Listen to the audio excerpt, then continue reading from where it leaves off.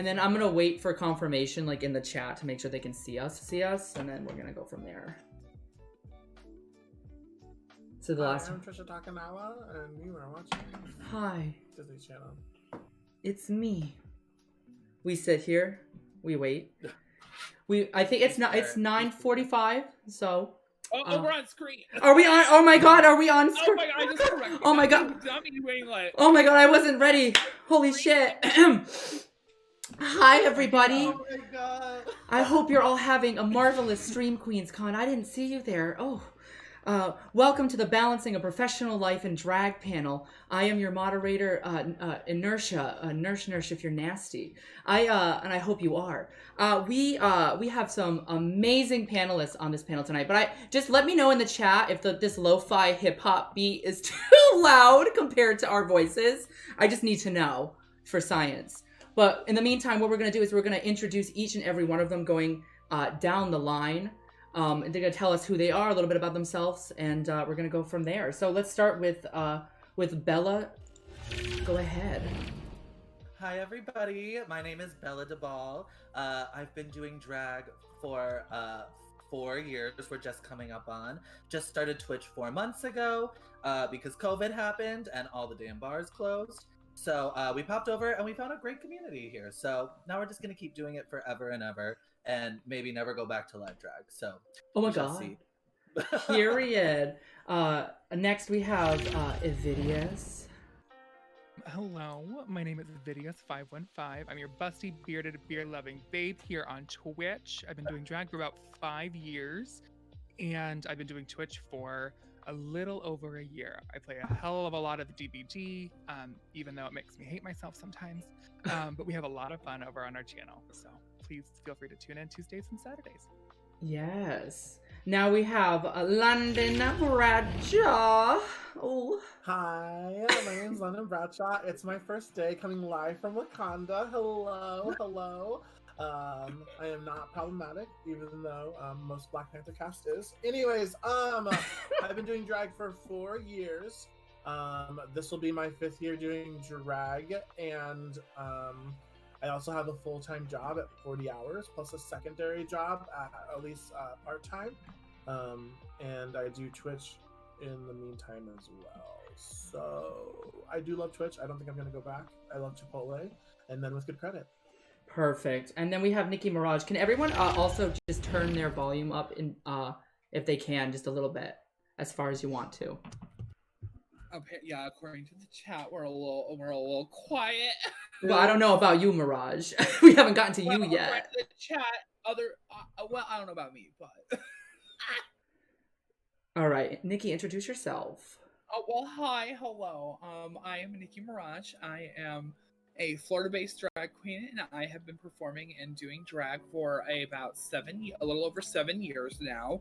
I started drag in September 2013, and I've been working professionally in drag, aka getting paid, since 2015.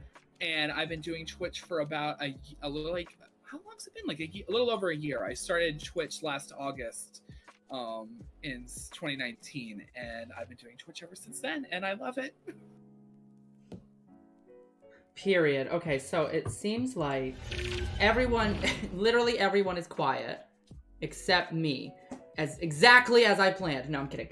I'm gonna go ahead and just destroy this beat and literally blast. I'm gonna make sure that the desktop audio is literally like there's nothing going. Just, can everyone speak for a moment so that we can make sure that all the sound is coming through crystal clear? Bella? I would absolutely love to. Thank you so much. Also, can I be mirrored?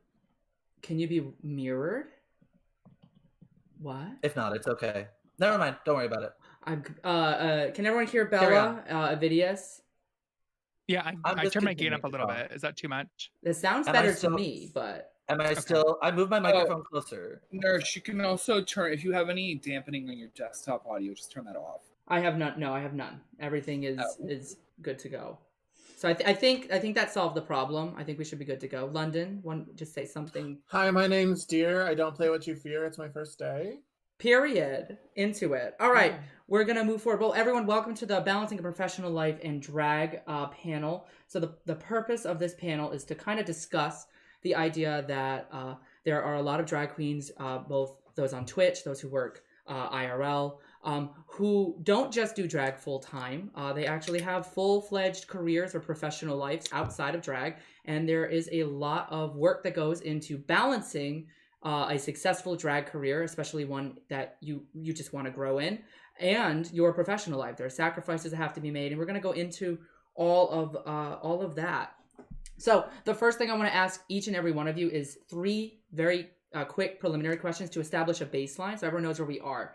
The first one is, how long have you been doing drag? A lot of you answered that already, but just mention it again. Is your drag limited to Twitch, or do you also perform outside of Twitch? And do you have a job outside of drag, or are you a full-time drag queen? And if so, if you are willing to share it, what do you do?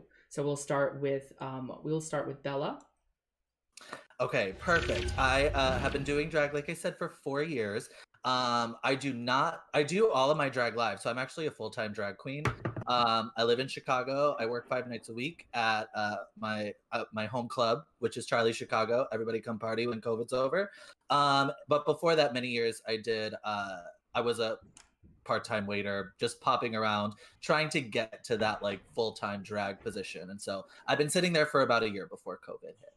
Awesome. Evidius, if you'd like to share.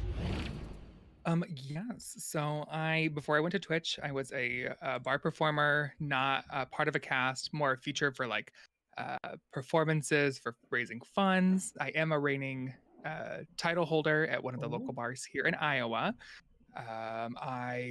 My performance name is Regretta Beaverhausen. However, on Twitch, I do go by Evidius, Regretta, Miss Gertie, whatever you feel like. Just don't call me late for dinner. I work professionally. I've been worked for 10 years as a senior population health data manager, which is a long title for just I do whatever the hell I need to make sure that Iowans are getting the proper care that they need. Oh, wow. So that is what I specialize in. So I'm a very big, passionate person about public health. I love queer spaces, queerness and healthcare, making sure that we tailor our care to people inside of the LGBTQIA2+ spectrum is very important for me. So, thank you. Next, London. Yeah, Questions. I've been doing drag for 4 years. I ran for Miss Gay Seattle and won, and then like 6 months later, I ran for Miss. And at that same time, I was doing. I was going to college, so I have a degree in social media and communications. I graduated and got a job at Red Robin so I could do drag.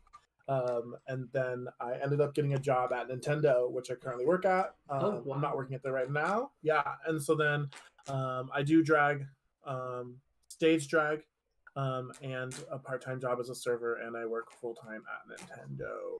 Period. Well, So next, yes, I don't sleep. next, Nikki, somehow topping that. No, I'm kidding. Oh my god. Oh. So Don't- like I said, I've been doing drag for 7 years. So I was balancing being a drag queen, a performing bar drag queen, and a full-time student. I recently just completed my PhD in biological engineering. So while I was being paid for 20 hours a week, I was working closer to 40 a lot of weeks. And I essentially had to balance trying to write a dissertation and do dissertation research with being a drag entertainer. So that's kind of what my life is. And currently I am in the process of figuring out what I'm doing next, which involves me finding gainful employment. But so I was a monthly cast member at my local drag bar for Saturdays, and I produced a drag show at another bar sometimes of the year it was every Friday, and other times of the year it was like twice a month. But I produced and hosted a show for about 4 years as well. Period. And then just a quick little bit about myself as well. I'll answer the questions. I've only been doing drag for about 2.5 years, and I actually am part of the same drag scene as Miss Dr. Mirage.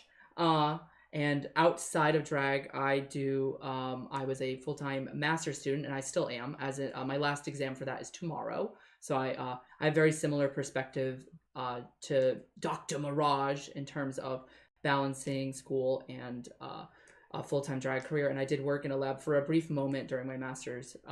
So that was basically where I was employed. So now that we've established a baseline, everyone kind of knows where we're all coming from and where we stand, and we got the different perspectives. It's now time, I think, to dive into some of the nitty-gritty topics of this. And so the first one that I want to talk about is the idea of drag as a full-time career, which is really interesting because we do have someone on the panel who is a full-time drag queen. So the idea here is that drag is very expensive, and a lot of people don't realize how much time, money, and effort go into that.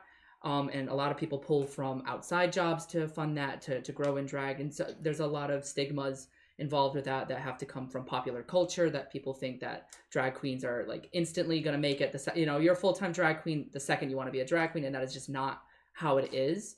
So let's start with the questions, and we'll go down the line. And if anyone wants to just chime in and discuss, we can do that. So the first question is, how much do you spend on drag on a regular basis? How much would you spend if you got booked at a new place and you wanted to impress them, or you were trying to elevate your drag or whatever? How much money do you typically put into drag? And we'll start with Bella, and then chime in whenever. Ooh, girl. I probably spend.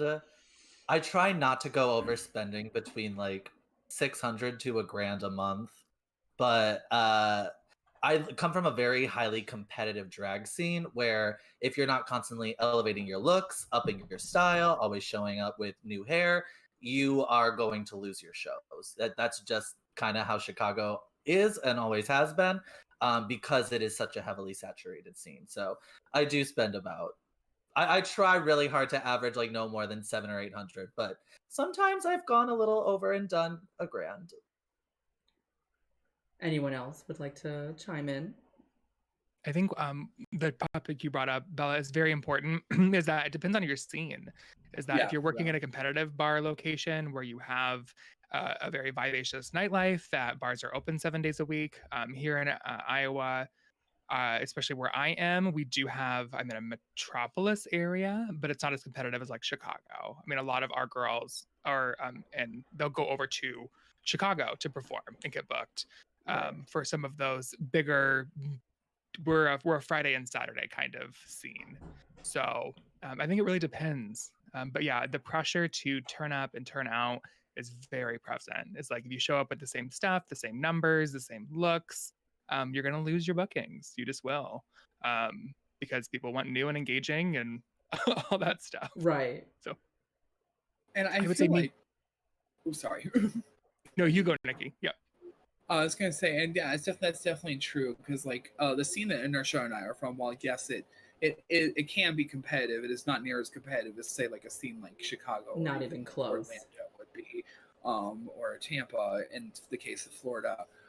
So we can get away in our scene with a lot of. I wouldn't say you shouldn't wear the same thing every single time, obviously, not at all, but I've built up enough drag over time that when money's tight, I'm able to recycle old things that I haven't worn for a while. And I think we all end up at that point eventually. Right.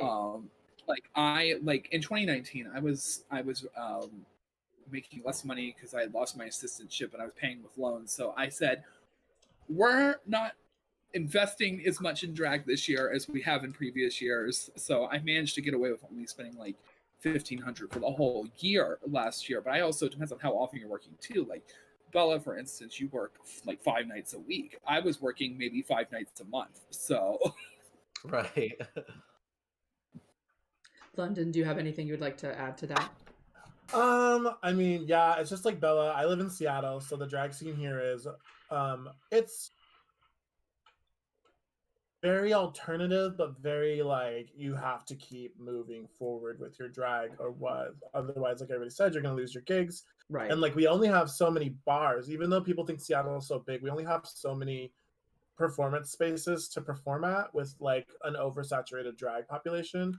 And sometimes it is about what you buy, but sometimes it isn't about what you buy. But for me, as like a pageant performer, you have to go to those pageants wearing like a new gown or a new wig with new jewelry. So I think it's like, and like if you don't, it's like that lifestyle where people look at you. Not that I personally care, but it's kind of like what I've learned to keep up with. So I would say like $2,000 a month in drag is what I would spend. So, but like also if you think about it, I'm also coming from a place where it's like I just go do my I also buy my makeup because I do things like body painting and stuff like that. Plus, I don't know how to style my own wigs, so like a wig when you buy it from somebody, if any drag queen is like maybe like over $100. If you're lucky, it'd be like under $100. But it's different, So everywhere's different. Yeah, it's not like you bring up a really good point, is that it really has a different cost of what you're willing, the time that you have, and how much you're willing to invest in other skills. If you know how to sew, you're going to be cheaper with costumes. If you know how to do hair, you're going to be cheaper with hair. I mean, if you know how to paint your mug, please God, try again. It's like, because it's funny because it's, I feel like a lot of the money that gets put into drag arises from the competition that comes out of it, and competition comes in different ways. There's either a ton of different drag a ton of different drag opportunities in a city, but they're still very, very competitive to get into. Or like where me and Nikki are from, there's like 1, 2, 3. I think at max there was like 3 steady places. There's one consistent opportunity, and then 2 right. There was 2 consistent opportunities, and then COVID happened. Now there's and then there's just one, and it's like in order to really like if you need to prove why out of like all these drag queens for this one venue that books drag queens, why you should get the booking instead of somebody else. And a lot of the times it just comes down to who not looks better, but like who is wearing something that isn't like, oh, I've seen that 100 times before, right. Or that looks fantastic, or I like your hair. And it's also like, what do you want in drag? Do you want a flashy outfit that will cost you a lot, or do you want to spend that money on a big styled wig instead? Like where you like pick and choose where your money goes in drag, and that's kind of where you fall into it. But I guess the baseline is that drag is expensive no matter which way you look at it. Yeah. And that leads us into our next question, which is really interesting. And I feel like it's a yes or no. I'm sorry to interrupt. I did want to touch back one more. Is that I have a little bit of a different with my drag aesthetic, but it's how I built. I came up as a camp queen. Mm-hmm. So I came up as like a little bit more, I didn't do pageant scenes. I mean, I've done some like bar title competitions, but it really depends on how you style drag. Like this outfit tonight was all Goodwill.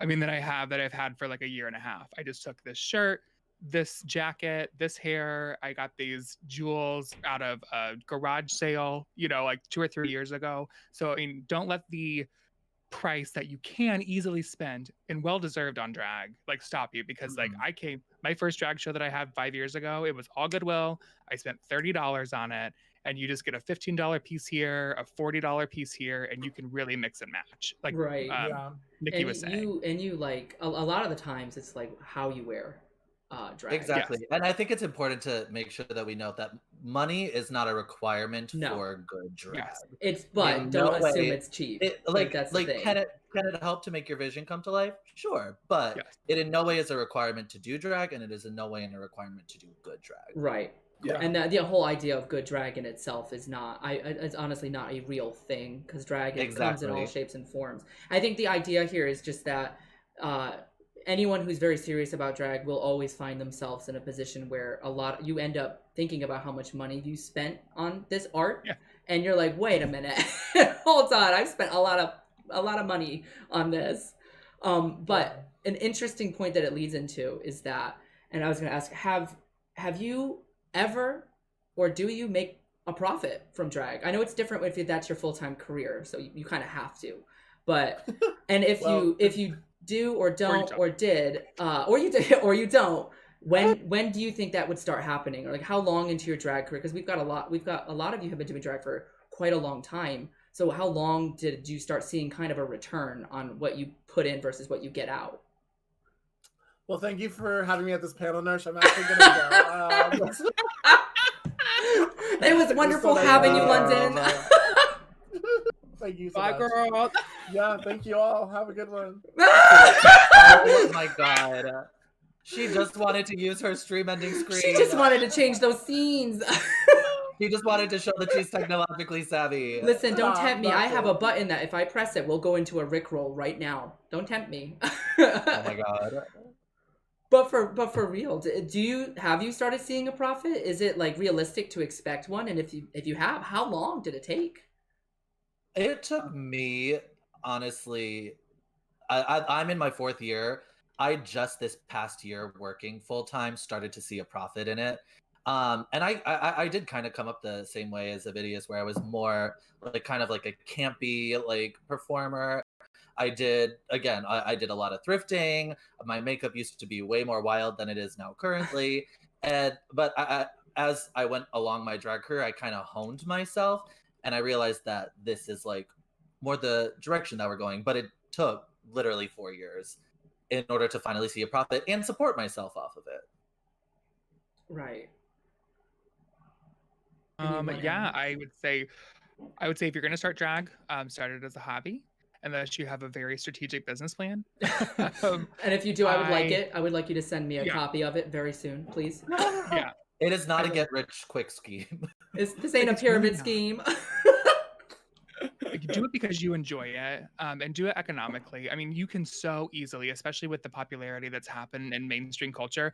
I see drag of all kinds, kings, queens, creatures, characters. I see them go out and dump $2,000, $3,000, $4,000 on like 4 or 5 outfits for 2 numbers, and I'm like you can easily spend that because the businesses are there. Right. I would say for me personally, because I was able to pivot my Twitch and my drag together, I bucket them into one business. So that's a little bit of a different than working full time, being a performer. Very different business structure, because there's different expenses that you have being a streamer that you wouldn't have if you were working in clubs. Like, I can't go to ask the bartender for a free shot. Like, girl, I have to get that in my refrigerator. Like, I can't do that. So I mean, it really depends. I would say just drag by itself, just my performances alone, I've probably broken even. I would not say that I turned a profit.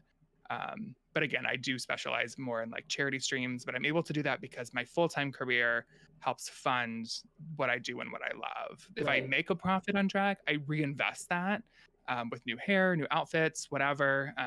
But yeah, I mean, it's not as easy as some of the Rue girls Make it look. like make it look. Exactly.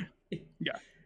I think that like, so just to clarify, when I spend that much money on drag, it's because like I don't logically think like Avidius. I don't think I can go to Goodwill and style these things because I don't know how to do that. I see someone on Facebook selling a leotard or something, and I'm just like, this looks cute. I need it now. I'm going to buy it. Instead of being like, I could go to Goodwill and save money or be an adult and learn how to sew. Rest in peace my Drag Race career if I ever want to. Or I could style my own hair, but I haven't taken the time to do that. I just have people do it for me. Not saying that I'm that bitch, excuse my language. But like, I just don't know how. You're I fine. don't have the time to learn.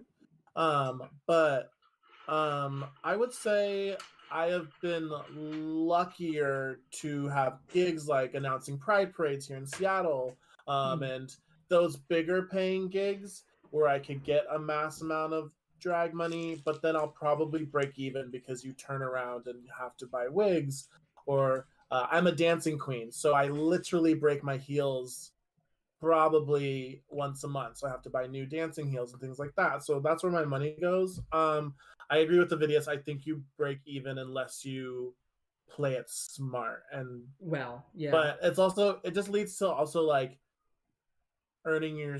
I don't know if I should like. It's like you start for 4 years, or you do drag for 4 years, and it's like the later part of your career is when you start making that money. So I didn't start making money until year 3 and last year, and unfortunately last year was like the last year we did stage drag. So yeah, it's breaking even for sure. Miss Marajanstein. Yeah, so a good friend of mine once told me when I first started drag, she said, eventually you just you throw a ton of money into it, and then eventually you start making a little bit of money, you make a little bit more, you eventually break even, and then you start to make some money. I definitely did not make any money my first year or the second year because that was when I first started. But I was also not. I wasn't performing a ton my first year. I was just doing school like events around school. I didn't really have ambitions to go to the bar yet. That was year 2 where I started making the more public ambitions for drag, and then I learned how to sew very early on in my drag career because I am a queen of size, and a lot of shit that's just not available in my size, especially back when I started drag 2014. Now you can find some more plus size stuff like Fashion Nova and Kiki online, but those weren't around back then, or they weren't readily available. And even now, they're not always like drag. So Right. and I do a lot of cosplay, so I learned to make a lot of my own stuff. But I've been turning a profit on drag for like the last few years, but it's because I treat drag as a side gig and not as my main hobby because I was balancing a full-time PhD with drag, so I played it smart. As far as the IRS knows, I had a loss every year. And we don't talk about. I mean, I don't get cash tips. Don't worry about it, FBI. I don't know what you're talking about. I'm But I pretty made sure that's none of their $5. business. That's none of their business. But listen, I didn't count the face wash I bought that I washed my face with outside of drag as a drag expense. FBI agents, please leave. This is not the panel for Anyway. you. No, but I've managed to make a profit. So I have not, and it's been several years since I've spent more on drag than I've made in drag. And I actually make the little bit of profit I do get, though I used to go out to eat because I'm a slut for some Chili's. So Not Chili's. Yeah. I laugh as I laugh. The extra money goes to that Uber Eats drunk fund. Hello. Oh my god. Yeah, I but- laughed at her saying Chili's like I wasn't at that table with her eating the chips and salsa. But yeah, no, it's different for everyone, and like your scene and how much you do drag. Like again, yeah, like someone who's doing drag full time is definitely going to be spending a lot more Yes. time and money on dragging it, but also they're making more from drag because they're doing it full time. I don't know. Everyone's different. Yeah, That's and the that's take-home. well, that's the beauty of it. It's like different perspectives. That's why we're here. I know Right. for me, just because I'm very OCD, I made a rule, not at the beginning, but maybe like a year and a half in, because I was finding that I could not afford to keep buying things I wanted to buy, but I would keep buying them because I'm impulsive and I was like, "Ooh, pretty! I want this hair." So I said I made this rule that any money that I ever got from drag, whether that be a booking fee or tips, only that money goes back into drag. So it forced me, if I didn't make enough for that hair, I would have to do one more gig before I could buy it. That way I wasn't pulling from like my own funds that I need to pay my bills and what and I wasn't stressing myself out on top of trying to finish my master's. An interesting thing that was brought up earlier, and probably the last question in this realm of talking about money and the cost of drag. Do you think that the fact that drag has become so mainstream, we're at season 22 of RuPaul's Drag Race UK, and where like all these queens are coming out, and you're just watching them, and you look on Instagram, and you're like, oh my god, look at all these 7 outfits that she just wore in the last 2 minutes. That's fantastic, and you're like watching these perspectives. And do you think that's making it unrealistic? So like, do you think that's making it so that when new queens start, they think that you can make money real quick?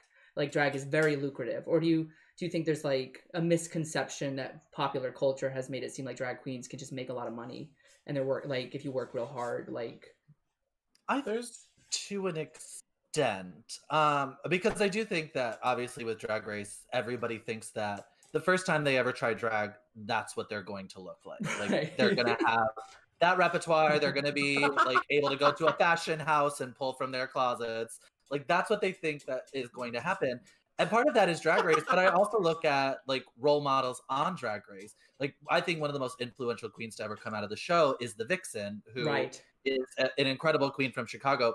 Vixen did not spend a lot of money to go on Drag Race. She really used her artistry to show that everything that she does is valid on a platform like that. So I think it really, the more queens that we get that are like that, who get on the show and who realize like, hey, it's not all about the money and the outfits, but it's about the talent that you have and what you're able to craft yourself. Like that's just that is a bigger part of drag, I would say, than spending money is. So Right. I think it's a little bit of a double-edged sword because Yeah. it's definitely shown some, people who walk out looking gorgeous from the gate, but it's also shown the other side as well. Yeah. Any more comments on that, or? I think there's a misconception. Like, I think so. When I started drag, I came from, like I said, a pageant family. We did pageants left and right. And secretly, I wanted to be with the alternative queens. I was like, I want to go over there, Mom. And they're like, that's alternative. Like Lion King, like that's the alternative crowd. We don't go down there. And I was like, okay.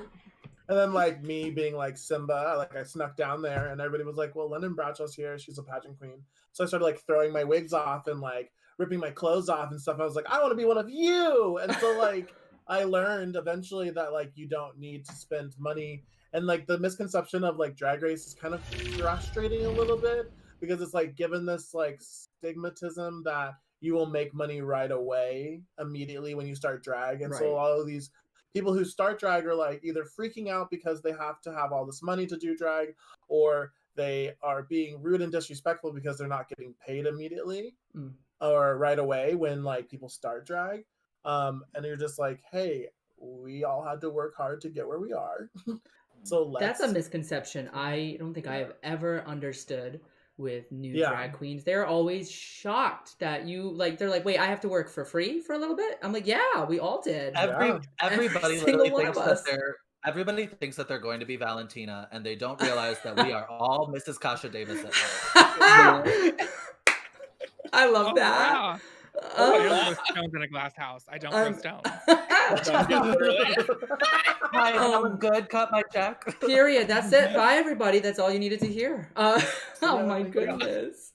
But that's like the misconception is like when you start drag, everybody's like, well, now it's like I want to get paid, and like maybe I had that attitude as well. But then eventually I was like, I can be someone in the alternative scene, can do what I do pageant wise, because you don't have to look like $1 million just to go do a pageant to raise money for charity or things like that. You don't have to, so like I think there's a misconception with Drag Race of like you have to have money to do drag, and there's another misconception of you are gonna get paid immediately when you start drag. There's also a huge misconception with the different styles of drag too. For some reason, people think like comedy queens or like alternative queens don't work as hard to get where they're going, and like they don't have to spend as much money, or like they're like purposely looking cheap, or like they are cheap, and that's not true at all. I think all drag follows the same flow in terms of you work for free, you work hard, and you put your money where you can, and you do that. But that's a completely different topic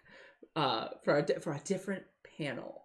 I think everyone's touching on it a little bit. It's the expectations that you create. Yes. We're coming in as drag performers, whether it's on Twitch or you're in a new bar scene, is that you have the younger crowd. I won't age myself. We have the younger crowd that's all they know is RuPaul's Drag Race. Mm-hmm. And so if you're not coming out looking like Linda Evangelista in a diaper, whatever, they're gonna write you off. But honey, like I always tell people, create your own expectations. Do you like Trixie? One of the quotes that she had, which cracks me up today, she goes, damn, if I knew I was going to be famous, I might not have put this much makeup on my face. It's like, because you have to do that every single time, and you have to turn it and you have to work it, but don't shoot for somebody else's goal. Create competition within yourself and improve the drag and the aesthetic that you want, and keep it within whatever realm of spending or whatever thing that you want to do, and make sure that there's still that joy and happiness. Because honey, I've seen gorgeous queens on the stage, and I have seen them like the bar was empty and it was quiet, and I have seen people come up in a freaking trash bag and turn the house down boots and make tips.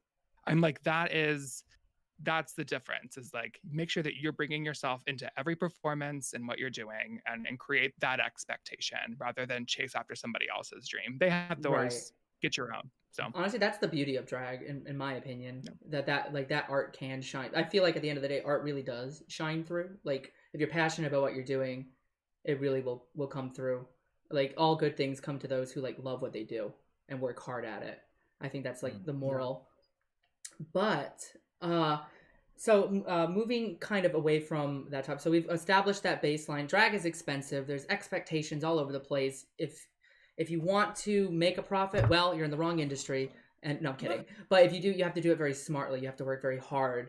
This drag is very difficult. It is not easy. It's not as easy as it is, as it appears. And that kind of goes into the idea of, now imagine doing all this drag, right? And everything that we just talked about, but also working at the same time. How do you do that? Like, this is hard enough.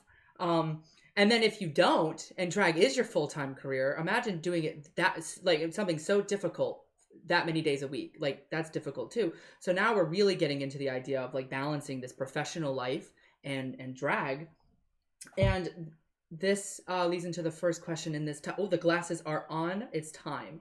And this is for those who have a job outside of drag.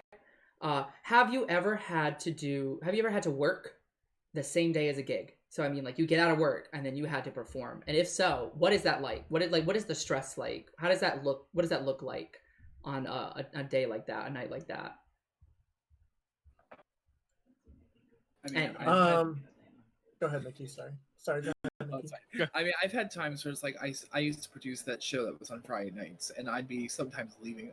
The show call time was 9. Show started at 10, and I sometimes was leaving my lab at like 6 o'clock, rushing to get home because I needed at least an hour and a half to put a face on and to try to make call time. Sometimes getting out as late as 7 o'clock, so it can be stressful, but that's just general day to day. I've had other times where I once did an event on my university campus where I had an exam the same day as the event, so I had to like coordinate someone to bring my stuff to the location because I had to walk straight from the classroom I took the exam into the event. It was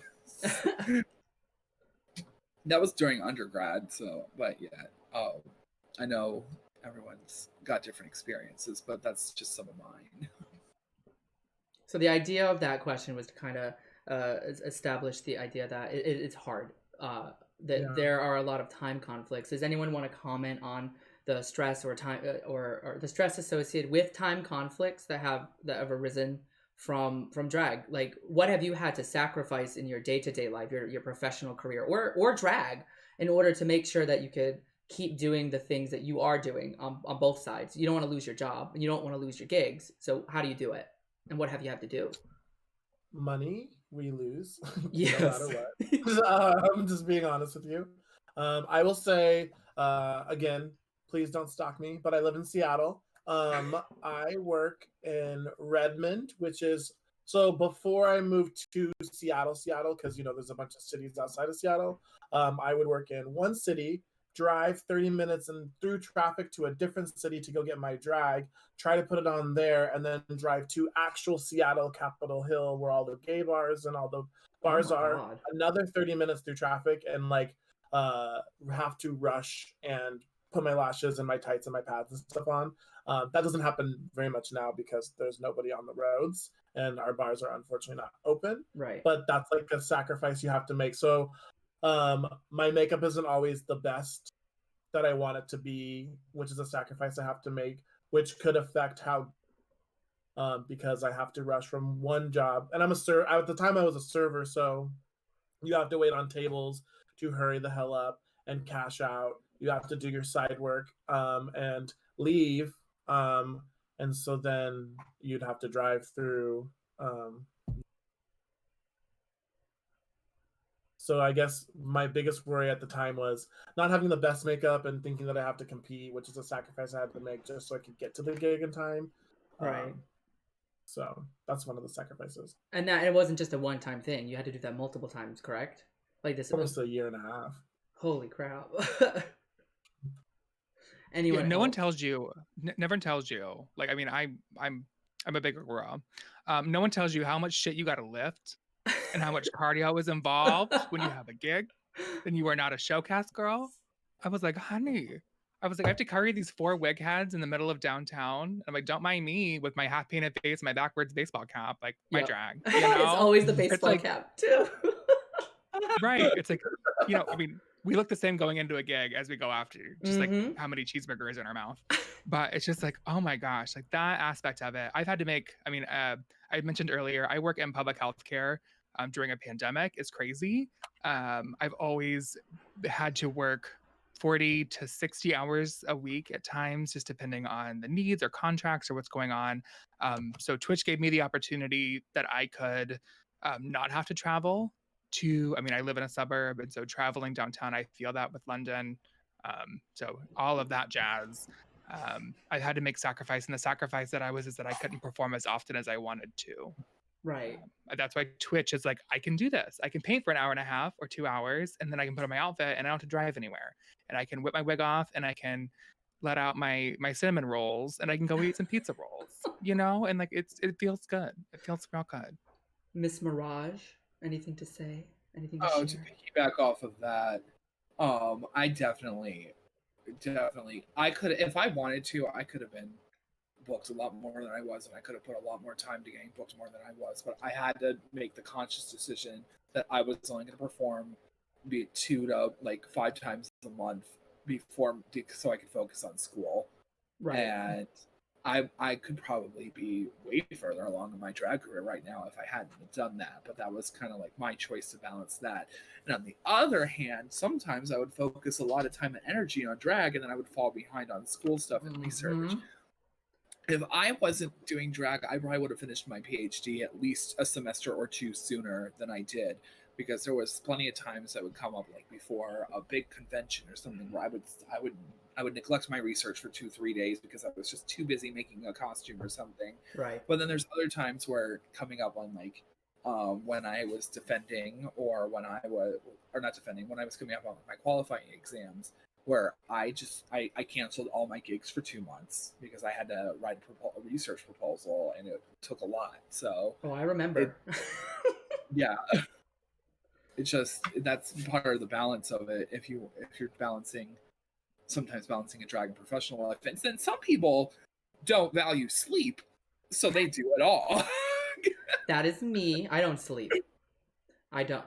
But Bella, on the other side of the coin, you are working overdrive in drag. God. Do you want to talk about how that is like, what that is like? Because I know drag, those gigs start late. That's a whole ass night shift right there. And by the time you wake up, the thought of having to get in drag after a full night of performing and hosting again and then again is Just horrible. to do it all over again. Do you want to comment a little on that? Yeah, so those 5 nights a week that I do, those are my like show director nights at my bar doing different events. I also perform outside of my venue, obviously, because Mhm. Chicago's a huge community. It's like a normal weekend for me will be me doing my Friday night show from 11 until 3, sleeping in the same mug, doing drag Oh my brunch at 11 until 2, hosting my Saturday night competition, going to bed, and then repainting for my Sunday night karaoke and then late night Sunday party. So it's it's a whole different level of tired and stretched out. And on top of that, you're constantly having to repaint your face. You're Mhm. having to keep your body together. You're trying not to get too drunk because you've got to keep yourself together for all of these, but you're also in such a high pressure situation. And a lot of these events I host. So it's not like I can just like, okay, I did my 3 minutes, I'm done, I'm gonna go sit. I'm like up there for 4 hours. So it's a different level of work, and it's a different level of tired. And I'm not complaining because it's everything that I've wanted to be doing. But it definitely is. There's a lot of people who I think they get into drag full time and then realize that like, oh, this is not what I thought it was going to be like. It's not like a glamorous life of just endless parties. And a lot of people lose the joy in drag when they start doing it full time. Mhm. So that's why for some people, I do think it's better to keep it as like, it's a hobby, it's an art form. If you do it as a career, expect it to turn into work in addition to your art, because Right. you're losing like there's like I don't have anything to fall back on. If I decide I'm tired and I don't want to do this gig today because I'm exhausted, I don't make money. I don't have another paycheck to fall back on. And there's always someone else ready to take it from you. Exactly. Especially in a scene like Chicago, you literally like fall down a flight of stairs and like 3 other girls are stepping over your body on the way up. Including the one that pushed you down the stairs. Literally, and then I'm still crawling up the stairs after them. Yeah. Yeah. See, but that's the side of it people don't really understand. It's like, you want to make money in drag, you want to do drag full time. Well, it's not what you think it is. It's not like photo Yeah. shoot after photo shoot and then you can go rest for a week because you just Yeah. made up $1 million. It's Again, a going lot. back to Drag Race, everyone thinks it's the Drag Race slice of like, I'm on planes, I'm flying to a party. Right. You know, It's that is not the case. Sometimes you are doing drag in like a county fair at 4 p.m. and you're like the bitch who's like smashing the pumpkin. Like that is sometimes what it is. It's a lot different trying to make a living off of drag when your booking fee is $5,000 from Drag Race versus the $50 to $100 that working girls get at a club. Hello. That's a big one. Nikki, you were saying something? I was gonna say, it's like, and it's like, I got a lot of respect for people who can make this art form into their living because it is exhausting. Oh, yeah. To do drag. I come home sometimes from one night of drag and I'm like, wow, don't want to do that again for at least a week. And then I've had the weeks where I'm booked for like, it's like 3 shows in a row, and it's like, okay, well, I feel like death, and I maybe I can't imagine what it's like to do 5 nights a week plus 10 other shows at other venues. So I have a lot of respect for that, and that's really awesome that you're able to make a living off of this art form. Right. No matter which way you look at it, whether you're balancing a full-time career and doing drag, or your full-time career is drag, it's not easy.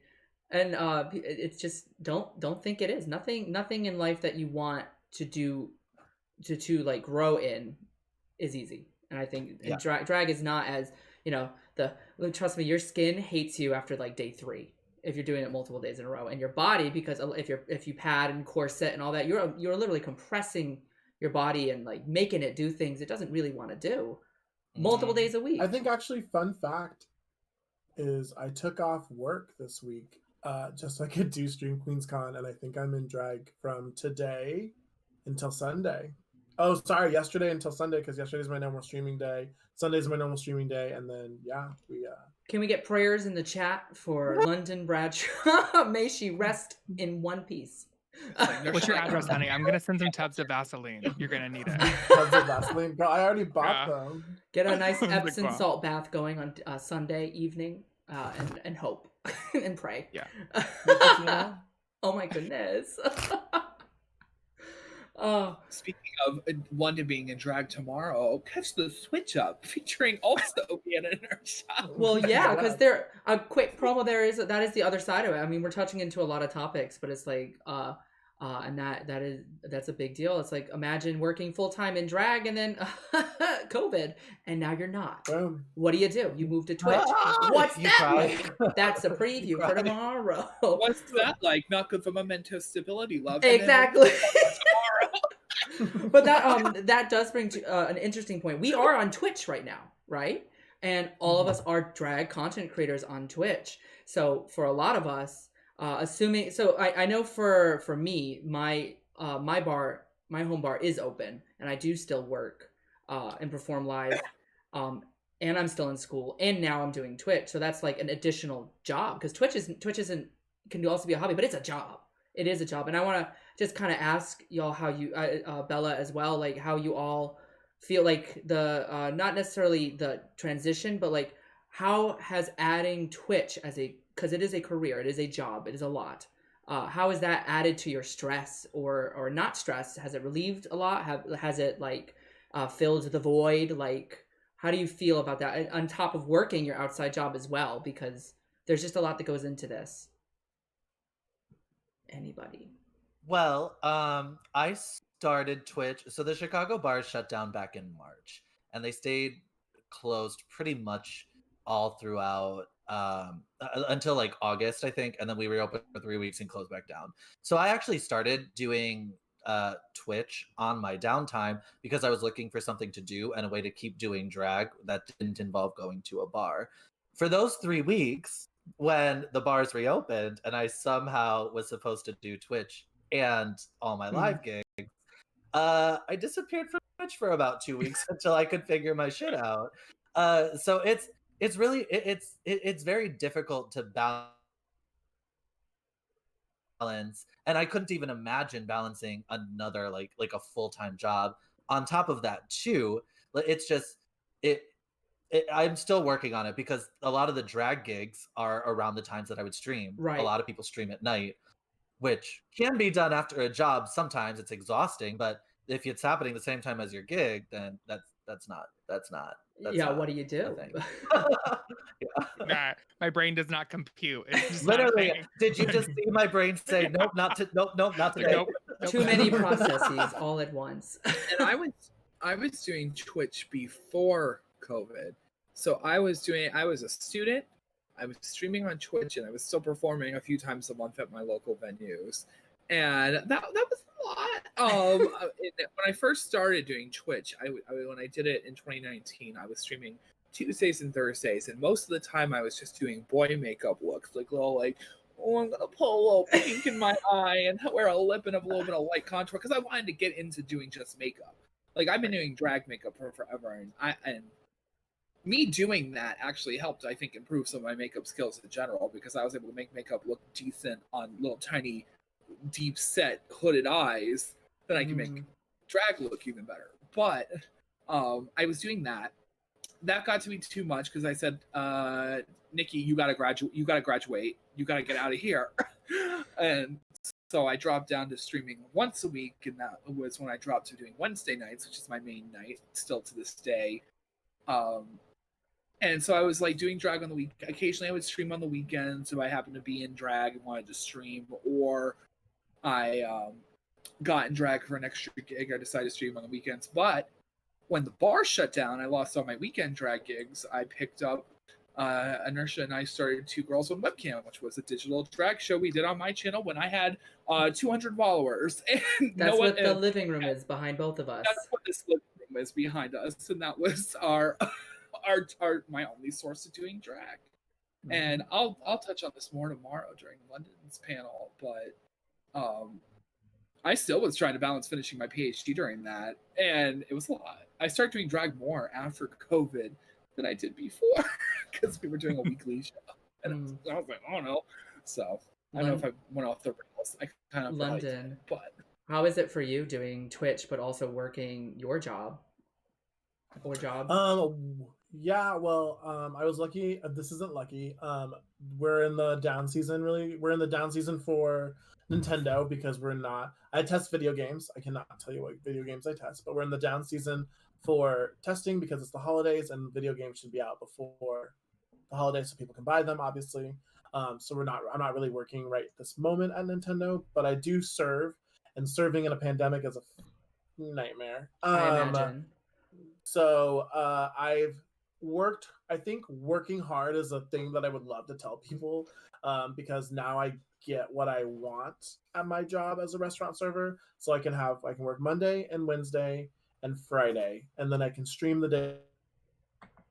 Make it very clear with them that I would love to pursue this career in drag because live drag is not happening right now, and they agreed. And it's so I want to work extra hard on Twitch to make sure that I know my work has compensated for giving me these days off. If not, I will just go back to work. But it's hard, and some days I don't want to do Twitch. I would like to sleep or just chill and watch TV because I work, then I Twitch, then I work, then I Twitch, then I work, and Twitch.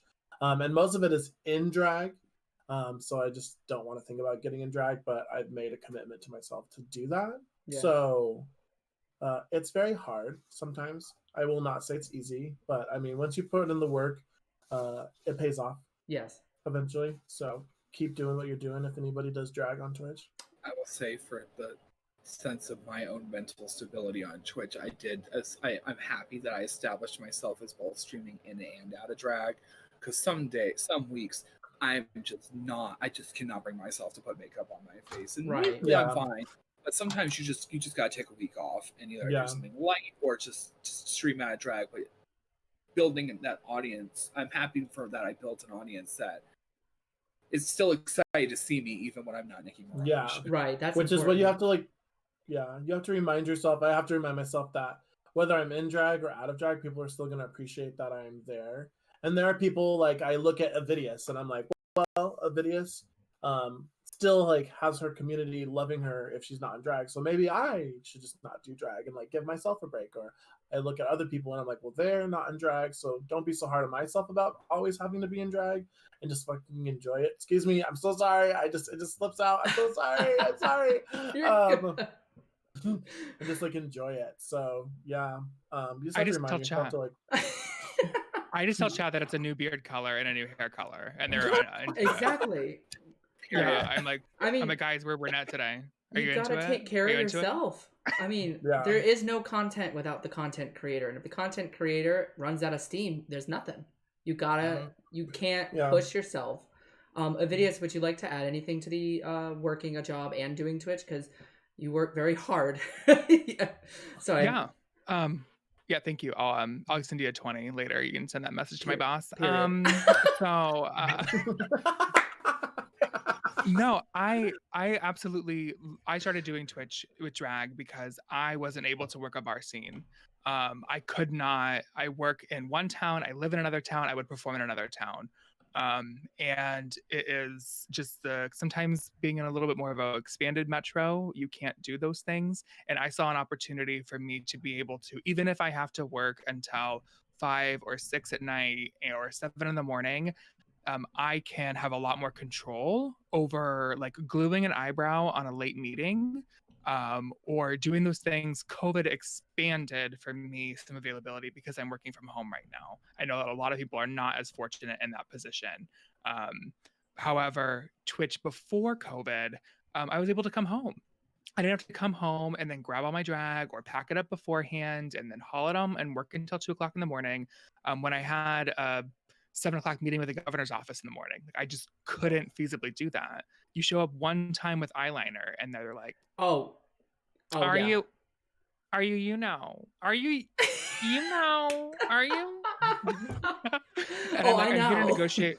I'm here to negotiate a multi-million-dollar settlement, and don't look at my fucking eye, or so don't look at my glitter right now, ma'am. Don't look at my glitter. Oh, you'll never be. okay? You cannot get rid of the glitter. The glitter stays. It's just Yeah, just I'm say like, it's I'm sorry. sweat or something. So anybody that is in chat tonight, I would encourage them, if drag is something that you want to explore, it's great because a lot of us wear like stretchy pants. Girl, you only got to paint this up. Like, don't worry about it. None of You know, us are wearing pants right now. Yeah, I'm not padded. And I'm not No. cinched because, you know, if I was, you'd push the farts out my butt. But like, you know, we're right here. Now. Right. I'm wearing such a beautiful corset with gym shorts. What a Oh terrible. my god, we love the Twitch gym I short think about look. the time that Trashley posted a collage of all her leotards with gym shorts coming out the bottom. I will say that we have about 3 minutes left, so I would Oh. like to do kind of last. I want to get to everybody so they could just say goodbye. If there's anything else you want to say, advertise yourself, advertise something, promote, and we'll start with Bella. Because they're kicking us off regardless, so we gotta go, Bella. We got a run, bitch. Okay, hi. Thank you all. Yes, Bella DeBall again here. Bye. I know we ragged a lot on drag tonight and money and stuff.